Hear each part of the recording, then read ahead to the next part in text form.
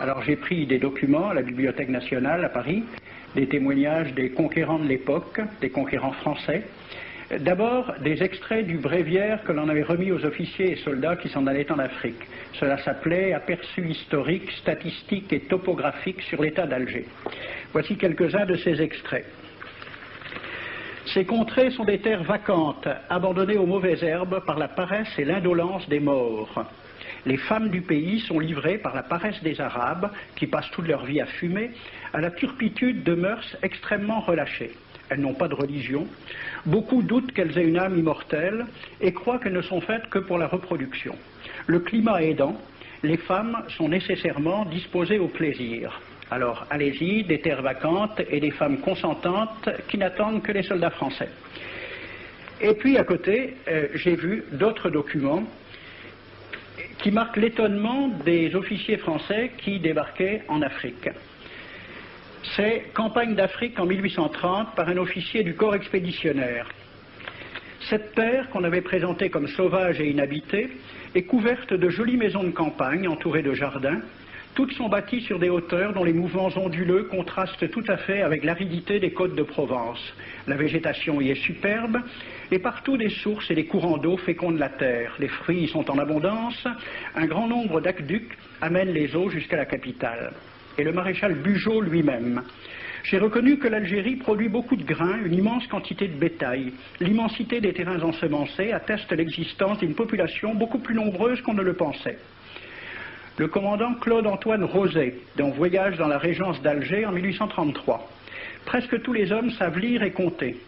En France, on compte à l'époque 40% d'analphabètes. Ainsi, les soldats qui débarquent sont en général moins instruits que les sauvages qu'ils viennent civiliser. Le ministre de la guerre de l'époque, il s'appelait Girard. Il faut se résigner à refouler au loin, à exterminer même la population indigène. Le ravage, l'incendie, la ruine de l'agriculture sont peut-être les seuls moyens d'établir solidement notre domination.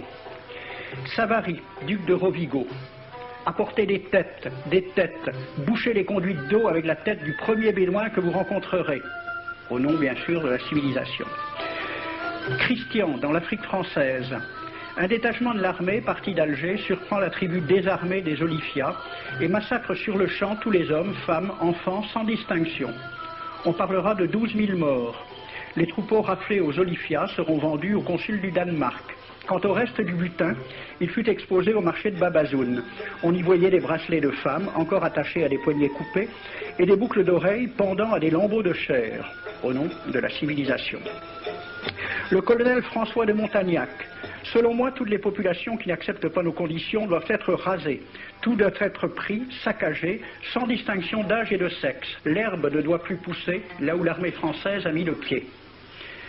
Saint-Arnaud, il était commandant et c'était aussi un mari très attentionné. Il écrit à sa femme « Chère Louise, je suis bivouaqué par une chaleur de 40 degrés au milieu de 20 villages superbes qui ne se sont jamais bien soumis. Je leur ai donné jusqu'à ce soir pour payer les impôts et les amendes que je leur inflige. S'ils ne s'exécutent pas, j'enverrai 3 colonnes brûler tout. » En juin 1845, la tribu des Ouled Riha, chassée de ses douars par les détachements incendiaires du colonel Pélissier, se réfugie dans des grottes de montagne. Ordre du maréchal Bugeaud. Si ces gredins se retirent dans leurs cavernes, imitez Cavaignac aux Béha, fumez-les à outrance comme des renards.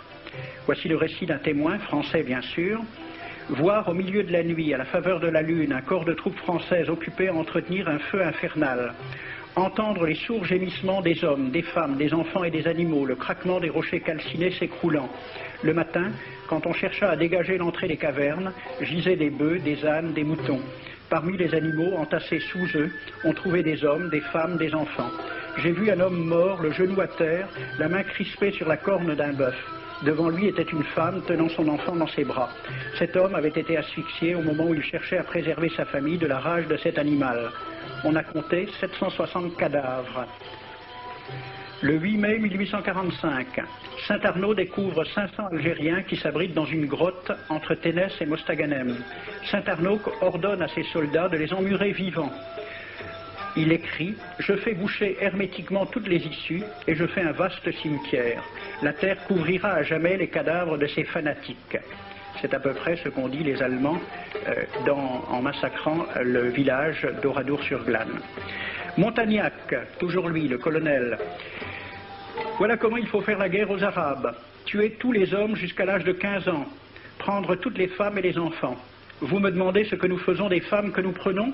On en garde quelques-unes comme otages, les autres sont échangées contre des chevaux, et le reste est vendu à l'enchère comme bête de somme, toujours au nom de la civilisation.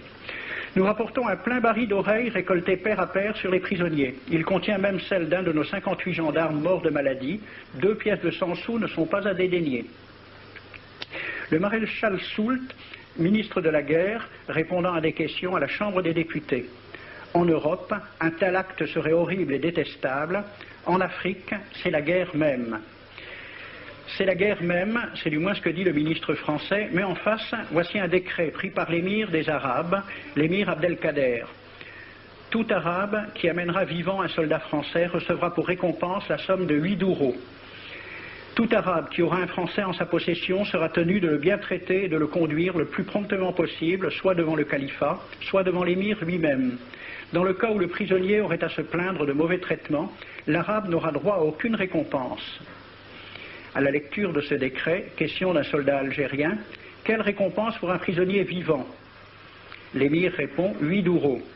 Et pour une tête coupée, l'émir répond 25 coups de bâton sur la plante des pieds. De quel côté était la civilisation? J'ai donc fait ce film avec les citations et des dessins et gravures qui étaient à la Bibliothèque nationale à Paris, et j'ai proposé le film à la Ligue de l'enseignement pour qu'il soit projeté dans les lycées et collèges de France et de Navarre. La Ligue de l'enseignement l'a refusé avec cette appréciation.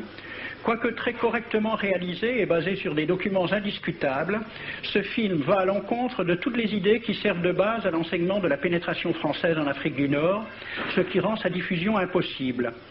C'était reconnaître que l'enseignement n'avait pas pour but l'éducation, c'est-à-dire l'ouverture vers la réalité, mais l'endoctrinement au service d'une idée politique.